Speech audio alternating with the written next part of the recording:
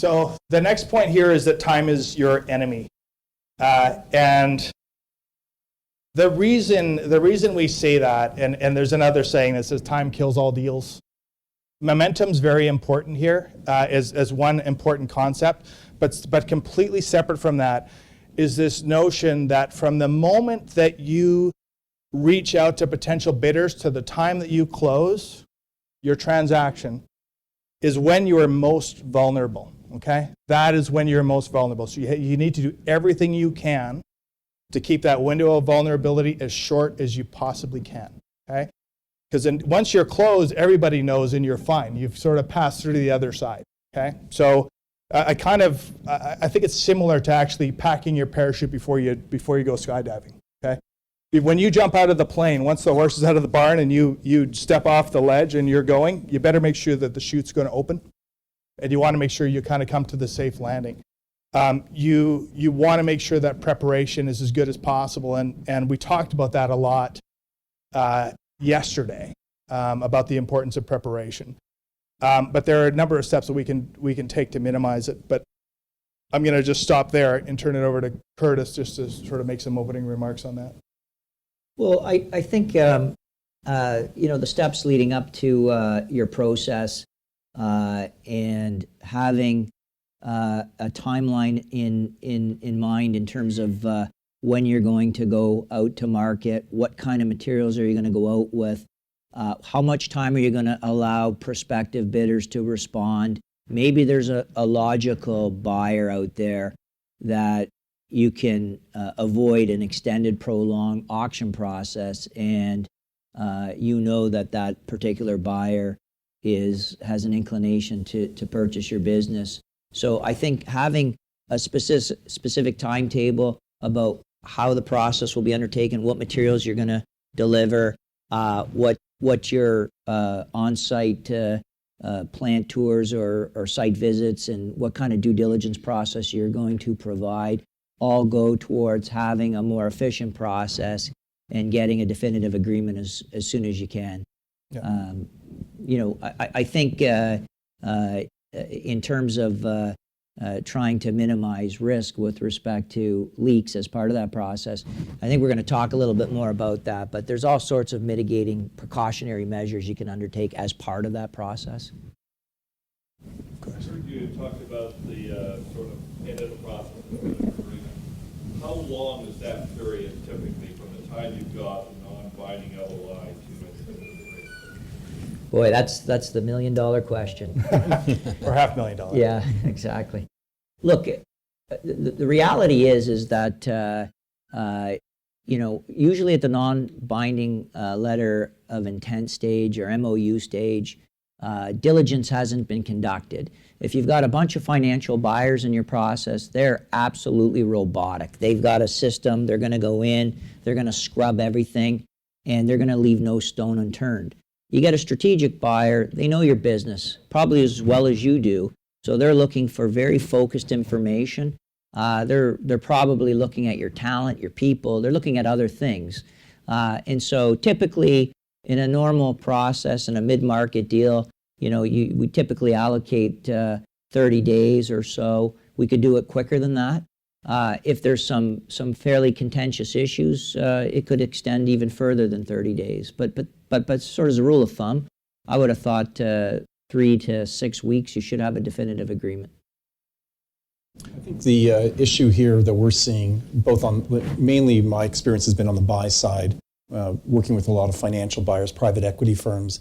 I have one client in particular that will not buy or look at an acquisition that isn't brokered or through an advisor, because the time issue, nobody wants to waste time. And I know it sounds crazy, but I've seen 3 or 4 times with working with this one firm where they've imposed someone like Paris on the other side just to ensure that the time from the moment they get the binding LOI to closing happens, and 30 would be great. We're happy with 60, even 90 days.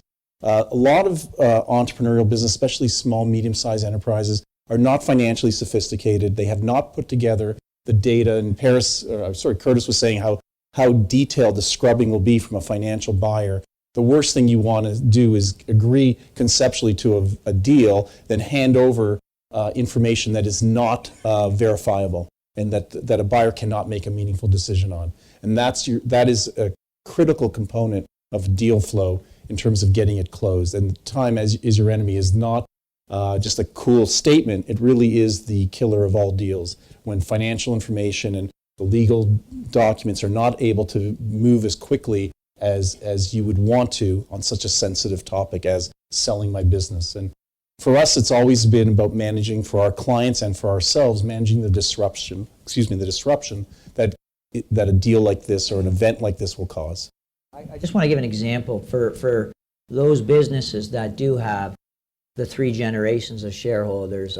We did a deal last week for a multinational where we bought a technology company with a bunch of founders. It was a spin out of a public company, so a big chunk was in a separate shareholder with a whole bunch of former employees.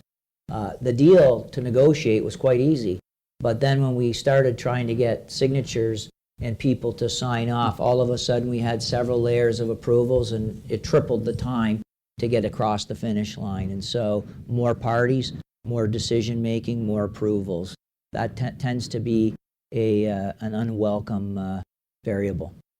The other thing that happens is while you're going through all that stuff, if some things start to change with the business, we just signed up a really big customer. Now my company's worth way more. I'm not sure I like the price anymore. Or worse, we just lost a very big customer, and the buyer says over that 120 days that you were fooling around with the definitive agreements, I think we got to revisit that price. It's not holding up. So that's another reason why it's important to keep that window of vulnerability short. I want to ask the audience just a quick question.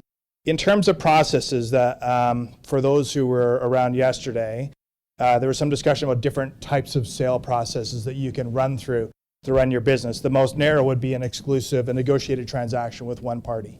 Then you've got sort of the targeted auction, then you got the broad auction.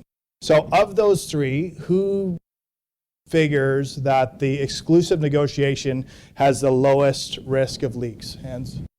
Who says the exclusive process has the lowest risk of leaks? Lowest? Some of you? Yeah? Okay. And who would say the targeted auction has the lowest risk of leaks? Anybody? Okay, a few fans of that. And the broad auction? Probably not so much, right? Because the broad auction might actually include a press release or something saying, hey, we're out here, come and get us. We're for sale, and here's the number for my investment banker, call him or her if you're interested. So it's an interesting question, and there's actually not really a right answer, but I'm impressed that some of you actually said the targeted negotiation is shorter. We have to come back to that notion of the window of vulnerability here. I think we all understand that when you engage with in an exclusive process, there's a pretty good chance that you've been approached by a competitor. There's a pretty good chance it's a strategic buyer. There's also a pretty good chance that they don't know what they're doing from a transaction perspective. So what do? You get a year-long negotiation where they poke around, they don't really know what they want. They ask a bunch of questions, then they have a bunch of follow-up questions. And okay, you just completed the year end, let's see those. Okay, well, it's March, so let's see the first quarter now, right? They just keep wanting more information. There's no discipline in the process.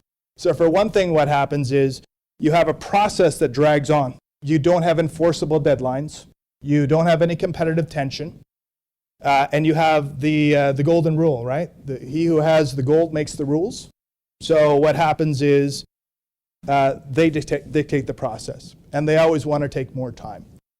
So the problem becomes you have a protracted negotiation process, and also you have a much higher risk that the transaction doesn't close.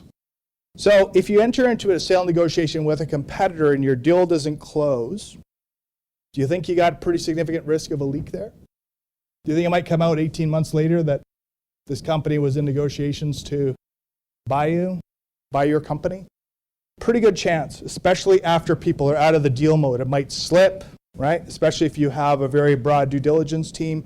So be very wary about the exclusive, I call it the exclusive negotiation fallacy, okay? It is not a tighter process. It's dangerous, okay? It's self-serving. I mean, I'm in the business of creating competitive tension, but it really is true. I've seen it. And I've seen it almost invariably in transactions where we have an auction process and we get to the point where we get pretty far down the road and we grant a party exclusivity to get to the finish line, the behavior changes. It's amazing. It's like a Jekyll and Hyde thing, okay? So when people understand that they're exclusive, when they understand there's not competitive tension, they behave differently. So that's another aspect. So I would actually argue that a targeted auction process where you have a higher probability of close really is the one that's going to minimize your risk of leaks, particularly if you're being approached by a strategic.